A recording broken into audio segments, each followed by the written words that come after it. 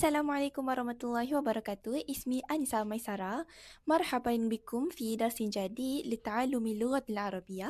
اليوم سنتعلم كيف نعبر عن المشاعر في اللغة العربية. Hari ini kita akan belajar bagaimana kita mengekspres perasaan dalam bahasa Arab.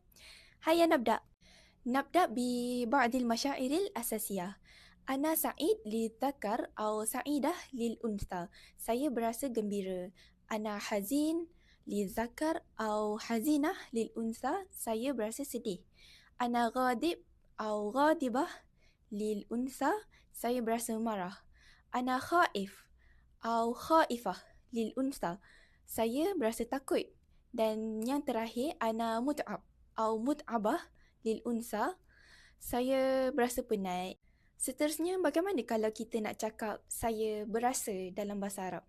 في اللغة العربية نقول أشعر أشعر بالسعادة، أشعر بالحزن، أشعر بالقلق، أشعر بالتعب، أشعر بالتعب.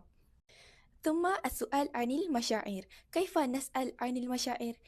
كيف حالك؟ كيف تشعر؟ للذكر كيف تشعرين؟ للأنثى أو لماذا أنت حزين اليوم؟ Okey, sekarang saya akan datangkan contoh hiwar yang pendek.